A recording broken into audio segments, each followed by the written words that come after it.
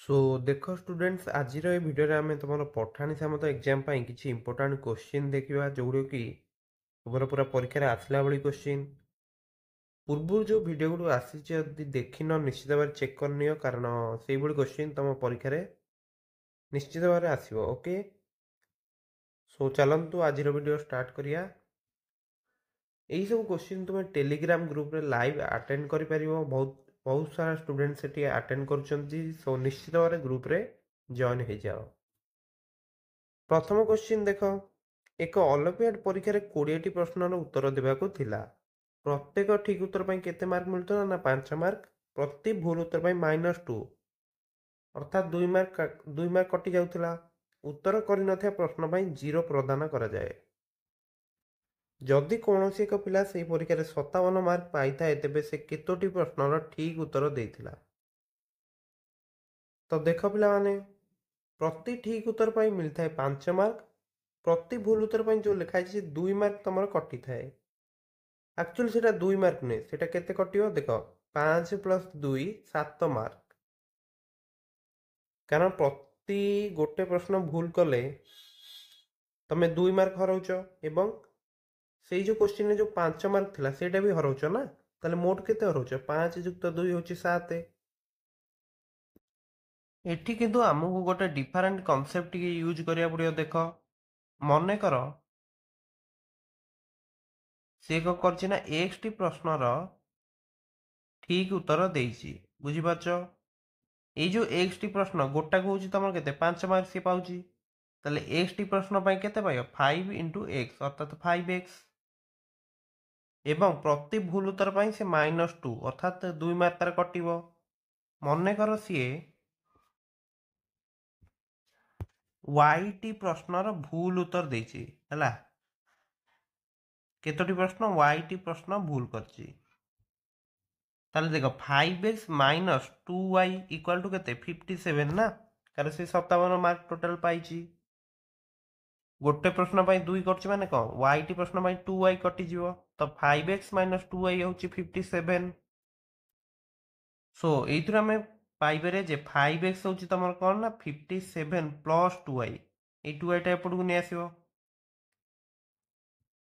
ताहेले देख जदि y जगह मुझे 1 पकाउछि 57 + 2 59 हो नुहे कि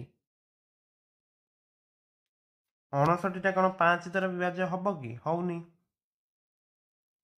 नेक्स्ट देख 57 + 4 जदि करिया 61 एटा भी हौनी। 57 + 6 63 होची एटा भी 5 द्वारा विभाज्य हौनी। नेक्स्ट 57 + 8 एटा होची तमरो केते 65 एटा हे जाउची बुझी होची ना। सो एथरु कोन जणा पड़ला तमरो एटा जदि मु 5x टा को 65 नउची 57 + 2 * एटा केते करबी 2 * 4 एवं जेहेतु एटा 5x एटा को तुम लिखिपर जे 5 × 9 13 लिखिपर ना बुझीगला। तो ताले x रो मूल्य तुमको केते केते मिलगला ना x होची तुमरो एठी 13 एवं y होची तुमरो 4 एठी 4 लिखाई छी ना। एवं क्वेश्चन ने मते तुमको देई आमे कोन नेइथिले ना x टी प्रश्न ठीक उत्तर देइछि जोटा कि आसला 13 4टी प्रश्न भूल उत्तर देइछि एवं बाकी जो 3टी प्रश्न से आंसर देई नाही उत्तर करिनी बुझी होची ना। तुमको क्वेश्चन कौन देछि केतोटी प्रश्न ठीक उत्तर देछि ताले आंसर कौन ए रहइबो ना बुझी होची। बुझी पारल ना केमती कले प्रथम आम नहीं गले जे x टी प्रश्न ठीक उत्तर देछि अर्थात से केते पाउछि 5 × x 5x एवं y टी प्रश्न जदि भूल उत्तर दउछि ताले 2y माइनस हबो कारण प्रतिटी प्रश्न भूल कले तार 2 मार्क कटि जाउछि हैला। ताले 5x - 2y होछि 57 तो 5x होछि क 57 + 2y एवं जदि आम y टा को 1 नउचंती अर्थात 2 एटा करचंती ताले 59 तो हौनी। 57 + 4 61 हौनी। 57 + 6 63 एटा भी तुमरा 5 द्वारा विभाज्य हौनी कारण 5x अछि ना तो এইপଟେ जो संख्याटी आसीबो एटा 5 द्वारा विभाज्य होवा दरकार। नेक्स्ट 57 प्लस 8 होची 65। 65 टा तुमर 5 द्वारा विभाज्य होउची एवं एटा तुमर केते आसी जाउची 65 होची 5 गुणन 13 अर्थात x रो मूल्य होची 13 एवं डाहाण पार्श्वे जो तुम y आसी एटा 4 रहइबो। सो से केतोटी प्रश्न ठीक उत्तर देइतिला ना 13टी। 13टा ठीक करथिला 4टा भूल करथिला एवं बाकी जो 3टी प्रश्न से उत्तर कर नथिला कारण जो गुडी तुम उत्तर करू न सेति में 0 रहउची तो किछि असुविधा नाही। सो ए क्वेश्चन टा बुझी पारलो तो नेक्स्ट क्वेश्चन को जिबा। नेक्स्ट देखो एटा जे तुम टेलीग्राम रे ए क्वेश्चन गुडो करा जाइतिला सो सेति में एटा 7 नंबर रे अछि हला। सो तुमे मते चाहिले ए बडी सब क्वेश्चन टेलीग्राम रे अटेंड करि परियो। सो निश्चित भाव रे ग्रुप रे जॉइन हो जाओ। 4 टू द पावर 11 गुणन 5 टू द पावर 20 को संप्रसारित रूप में लिखिले सेही संख्या रे केतोटी अंक रहिबो। तो देखो 4 टू द पावर 11 गुणन 5 टू द पावर 20 एई जो 4 टाकू एटा मु कोन लिखि पारि 2 रो स्क्वायर लिखि पारिबी हैला। तो 2 रो पावर 2 पावर 11 गुणन 5 टू द पावर 20 तो एटा पुणी केते हिजो एटा हिजो 2 to the power 22 2 to the power 22 गुणन 5 टू द पावर 20 एटी गोटे काम करिया ए जो 22 टा नाही एटा मु लिखि दउची 2 रो पावर 2 प्लस 20 किछि असुविधा नाही। नेक्स्ट मु तमर कोन करूची देखो ए जो 2 प्लस 20 नाही एटा मु लिखि दउची 2 रो square into 2 to the power 20 हैला गुणन 5 टू द पावर 20 जदि a to the power m plus n अछि सेटा a to the power m into a to the power n लिखि हबो। वर्तमान कोन करिया देखो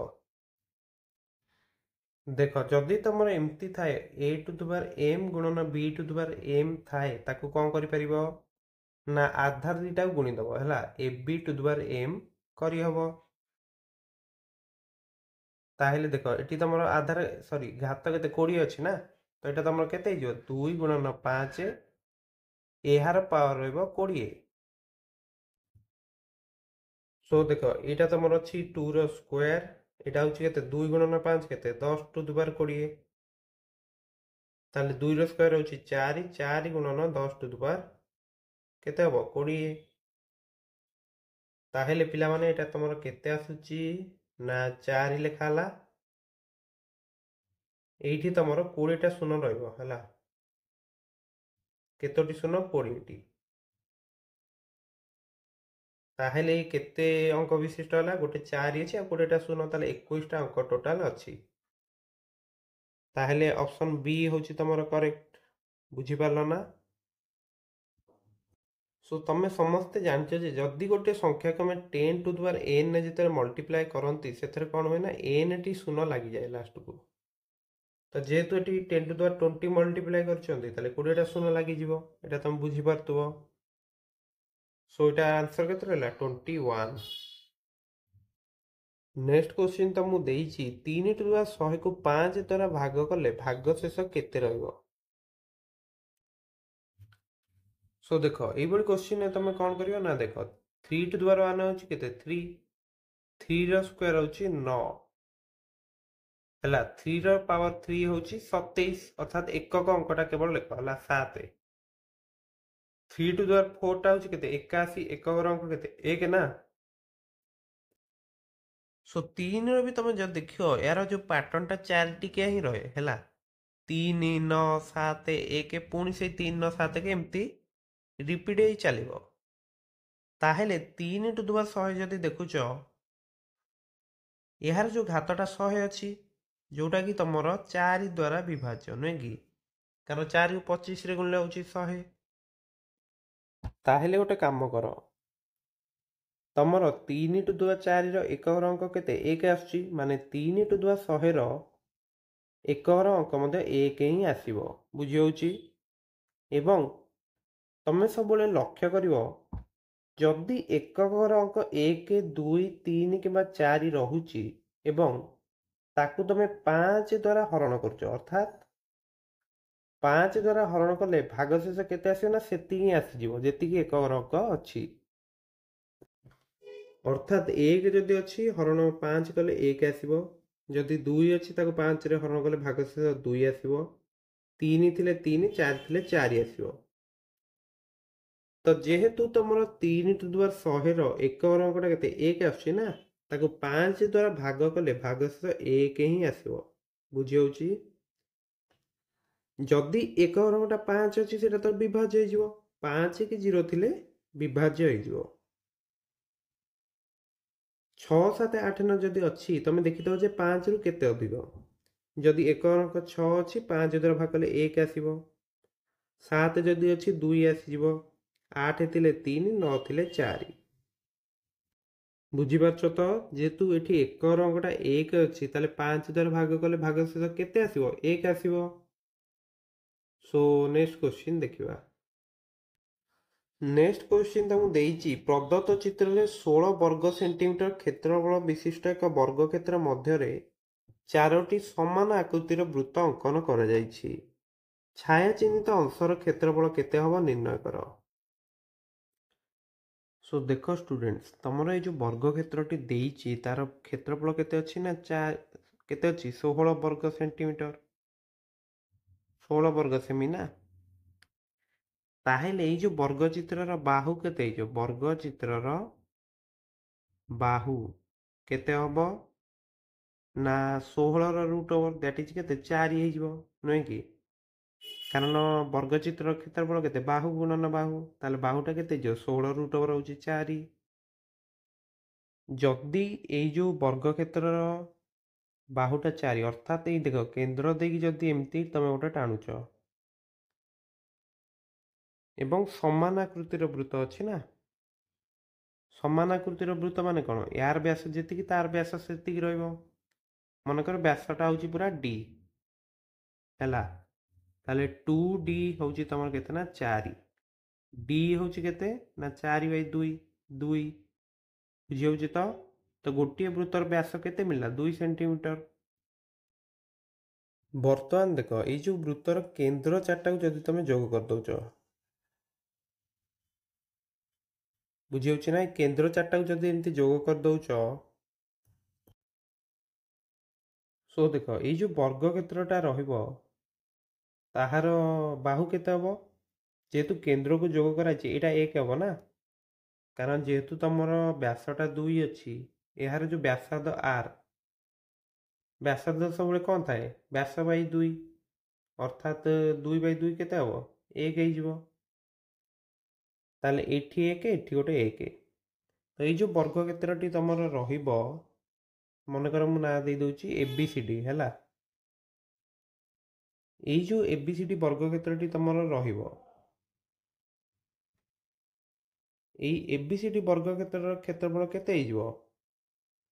ବର୍ଗକ୍ଷେତ୍ରର କ୍ଷେତ୍ରଫଳ ତମେ ଜାଣିଛ ଯେ ବାହୁ ଗୁଣନ ବାହୁ, ଅର୍ଥାତ୍ କେତେ ହେବ? 2 × 2 ହେଉଛି 4। ଏବଂ ଏଇ ଯେଉଁ ବର୍ଗକ୍ଷେତ୍ରରୁ ଯଦି ତମେ ଏଇ ଯେଉଁ 1/4 ଅଛି ବୃତ୍ତର ହେଲା, 1/4 ଅଛି, ସେଇ 4ଟା ଯାକ ମିଶିକି ମାଇନସ୍ କରିଦେଲେ ତମକୁ ଛାୟା ଅଂଶର କ୍ଷେତ୍ରଫଳ ମିଳିଯିବ। ତମେ ଜାଣିଛ ଯେ ପୁରା ବୃତ୍ତଟା କେତେ 360 ଡିଗ୍ରୀ, ଏବଂ ଯେହେତୁ ଏଟା 90 ଡିଗ୍ରୀ ରହୁଛି, ଏଇଟା କ'ଣ ବୃତ୍ତର 4 ଭାଗରୁ ଭାଗେ ରହିବ ନା, ଏବଂ ଏଠି ଗୋଟେ 4 ଭାଗରୁ ଭାଗେ, ଏଠି ଗୋଟେ 4 ଭାଗରୁ ଭାଗେ, ଏଠି ଟୋଟାଲ ଯଦି ଏମିତି 4ଟା 1/4 ମିଶିଯିବ, ଇଏ ତମର ଗୋଟିଏ ବୃତ୍ତର କ୍ଷେତ୍ରଫଳ ହେଇଯିବ। କାହିଁକି ନା ବୃତ୍ତର ଆକୃତି ସମାନ ଏବଂ କ୍ଷେତ୍ରଫଳ ମଧ୍ୟ ସମାନ। ତାହେଲେ ଗୋଟିଏ ବୃତ୍ତର କ୍ଷେତ୍ରଫଳ ତମର କେତେ ହେଇଯିବ?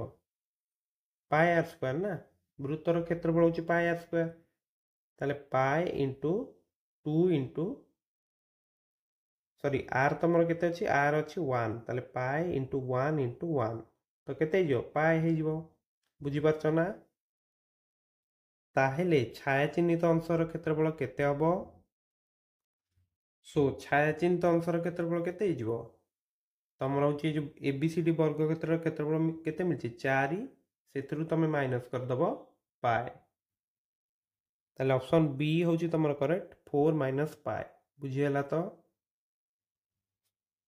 ତ ପ୍ରଥମେ ଆମେ କ'ଣ କଲେ ବର୍ଗଚିତ୍ରର ବାହୁ କାଟିଦେଲେ, ଯେଉଁଟାକି ତମର दुईटी वृत्तर व्यास मिसिकी समान ताले 2d जदि 4 d होची 2 एवं गोटे वृत्तर व्यासार्ध केते आसीगला 1। तो छाया चिन्हित अंशर क्षेत्रफल होची एबीसीडी रो क्षेत्रफल फास्ट काट दो जोटा कि होची तमर गोटे वर्ग क्षेत्र। तो ये जो एबीसीडी वर्ग क्षेत्र क्षेत्रफल केते 2 × 2 होची 4 बुझी होची ना। एटा केमती 2 हैला ना एठी एक तो 2 हे गला। तो 4 रु तमर केते माइनस करिया पाई माइनस करिया ना काहेकि ना ये देख ये टोटाल 4टा 1/4 अच्छी एवं प्रतिटी वृत्तर आकृति समान ताहेले एटा तमर केते हिजो ना ये जो 4टा जाक मिसी गोटे वृत्तर क्षेत्रफल सहित ही समान हिजो दैट इज केते पाई आर स्क्वायर। तो पाई × 1 × 1 केते पाई ताहेले छाया चिन्हित अंशर क्षेत्रफल केते हो ना 4 - पाई बुझियला। तो सो परवर्ती क्वेश्चन जीवा। सो देखो ये क्वेश्चन तुमको देछि जे 1/3 × 7 × 11 प्लस 1/7 × 11 × 15 प्लस 1/11 × 15 × 19 এইভাবে ভাবে আমি 20 পদ পর্যন্ত সমষ্টি বাহার করিয়া। সো দেখো প্রত্যেক পদর যে হররে ফার্স্ট পদটা কেতে আছে এটি 3 তারপরে 7 তারপরে 11 এইটা পিলা মানে তোমার কোন হচ্ছে না 3 × n - 1 প্লস কেতে রହୁଛି 3 রହୁଛି ହେଲା। ଯେମିତି କି ପ୍ରଥମ ପଦଟା ହଉଛି 3 × ସୋ ଦେଖ ପ୍ରଥମ ପଦଟା ସବୁବେଳେ କଣ ରହୁଛି ନା 3 + n - 1 × 4 এইটা ରହୁଛି। ତାହେଲେ 20ତମ ପଦର ଯୋଉ ହରଟା ରହିବ এইଠି ତମର କେତେ ଲେଖା ହବ। ସୋ ଦେଖ ଯେହେତୁ 3 + n - 1 × 4 ରହୁଛି ତାହେଲେ 20ତମ ପଦରେ এইଠି କେତେ ଲେଖା ହବ। এইଠି ତମ ଲେଖା ହବ 3 + n ଜାଗାରେ 20 ପକେଇବା ନା 20 - 1 × 4 तो 3 + 20 ରୁ 1 ଗଲା ହଉଛି 19 19 କୁ 4 ରେ ଗୁଣିଲେ तो 3 + 76 = 79 ତାହେଲେ 79 ଏବଂ ସବୁଥିରେ ଦେଖିବ ଯେ 4 4 ଅଧିକା ହିଁ ହଉଛି। ସୋ ଏଠି 79 ଲେଖିଲା ମାନେ ନେକ୍ସଟ ହବ ତମର 83 ଏବଂ 87 ହେଲା। ଏବଂ এইটাକୁ ତମେ କେମିତି ଲେଖିପାରିବ ଦେଖ ଯଦି ତମେ 1/3 × 7 ମାଇନସ୍ 1/7 × 11 କରୁଛ ହେଲା अर्थात तुम जदि 1/21 माइनस 1/77 कर तुम एटा केते आसीबो 21 और 77 लसागु जदि देखुच 21 और 77 लसागु केते आसीबो 7 रे काटले 3 एवं 11 ताले 7 × 3 × 11 नुहे कि ताहेले देखो तुमर लसागुटा मु नै गेली एतिकी एटा तुमर केते 7 × 3 अछि अर्थात ऊपर केते 11 आसी जिवो। एटा तुमर देखो 11 × 7 अछि अर्थात 3 आसी जिवो।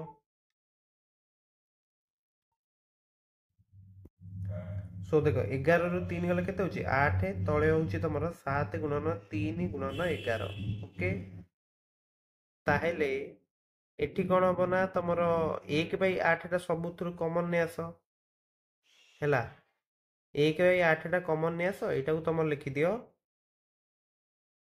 केते लिखि परिया एति लिखि परिया 1/3 × 7 माइनस 1/7 × 11 बुझी होची ना सेही बळी एटा को केते लिखि परियो ना 1/7 × 11 माइनस 1/11 × 15 ओके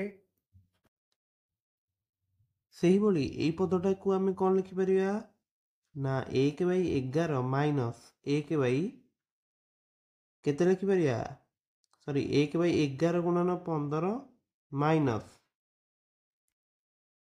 11 × 15 तापरे माइनस रहिबो 1/15 × 19 एही बळी भाबरे आमे केते जाय जिबा पूरा लास्ट जाय माने 20 पद जाय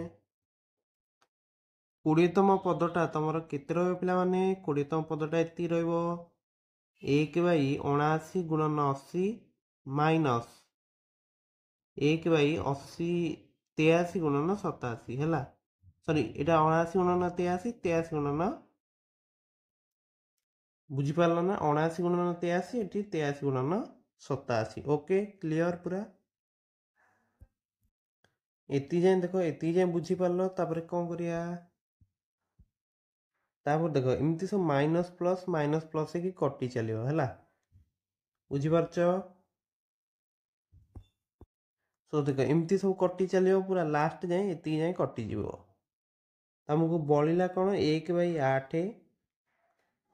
ଇଏ ତମର ହେଉଛି କେତେ? 3 ଗୁଣନ 7 ହେଉଛି 21 ମାଇନସ୍ ଏ 83କୁ 87ରେ ଗୁଣି ଦିଅ। ତାହେଲେ କେତେ ହେବ? 7 ତିରିକି 21, 1 ରଖିନେଲା 2। 21 ଏବଂ 7221ର ଲସାଗୁ କେତେ ଯିବ? 3 କାଟିଲେ ହେଉଛି 7 ଆଉ 2407। ତ ଆଉ ତ କଟୁନି। ଆଉ କଟିବ କି? ଆଉ କଟୁନି। ତାହେଲେ ଏତିକି ଆମର ନେଇଯିବା ଆମେ ଲସାଗୁ ହେଲା। ଉପରେ ତାହେଲେ ଦେଖ, ଏଇଠି 21 ଥିଲା ବୋଲି ଏଇଠି କେତେ? 2407 ଆସିଯିବ। ଏବଂ ଏଠି ତମର କେତେ? 7221 ଥିଲା। ତ ସେଥିପାଇଁ ଏଠି ଆସିଯିବ ତମର କେତେ? 7। 2407ରୁ 7 ଗଲେ ହେଉଛି ତମର 2400। ଏଇଟା ତମର 2400 ହେଇଯିବ ନା। ଏବଂ ଏଇଠି ଗୋଟେ 8 ଥିବ, ତ ଏଇଟା କଟିକି ଗଲା 300। ତ 300/3 ଗୁଣନ 7 ଗୁଣନ 2407। 300କୁ 300ରେ କାଟିଦେଲେ କେତେ? 100। ତ 100/7 ଗୁଣନ 2407। ତ ଏଇଟା ତମକୁ ମିଳିଗଲା 16849।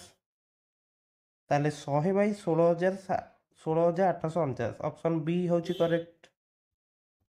ସୋ ଏଇଭଳି କ୍ୱେଶ୍ଚିନ୍ ଯଦି ପଡ଼ୁଛି ତାହେଲେ ଏମିତି ହିଁ ଆପ୍ରୋଚରେ କରିପାରିବ। ୟାପରେ ଆମେ କିଛି ଆଡଭାନ୍ସ କ୍ୱେଶ୍ଚିନ୍ ମଧ୍ୟ ଦେଖିବା ଏଇଭଳି କ୍ୱେଶ୍ଚିନ୍। ସୋ ଏତେ କଷ୍ଟ କ୍ୱେଶ୍ଚିନ୍ ତମର ନ ଆସିପାରେ, ତମର ମେନଲି ଇଜି କ୍ୱେଶ୍ଚିନ୍ ହିଁ ରହିବ। ସୋ ସମସ୍ତେ ଯେଉଁ ପୂର୍ବରୁ ଯେଉଁ କ୍ୱେଶ୍ଚିନ୍ ଗୁଡ଼ିକ ସମୟ ଆଲୋଚନା କରିଛ ସେଗୁଡ଼ିକ ଦେଖ, ନିଶ୍ଚିତ ଭାବରେ ତୁମେ ସଫଳତା ପାଇବ। ସୋ ଆଜିର ଭିଡ଼ିଓରେ ଏତିକି। ଆମେ ନେକ୍ସଟ ଭିଡ଼ିଓରେ ଆମେ ଏହାର ପରବର୍ତ୍ତୀ କ୍ୱେଶ୍ଚିନ୍ ସବୁ ଦେଖିବା। ଓକେ, ସୋ ସମସ୍ତଙ୍କୁ ପରୀକ୍ଷା ପାଇଁ ବେଷ୍ଟ ଅଫ୍ ଲକ୍। ଏବଂ ଯେହେତୁ ତୁମେ ଧୈର୍ଯ୍ୟ ସହକାରେ ଭିଡ଼ିଓ ଗୁଡ଼ିକୁ ଦେଖୁଛ, ସୋ ଥ୍ୟାଙ୍କ ୟୁ। ଆମ ଚ୍ୟାନେଲକୁ ସବସ୍କ୍ରାଇବ୍ କରିବାକୁ ଭୁଲିବନି ଏବଂ ଫ୍ରେଣ୍ଡସ୍ମାନଙ୍କ ସହିତ ସେୟାର ମଧ୍ୟ କରିଦେବ। Okay, so thank you.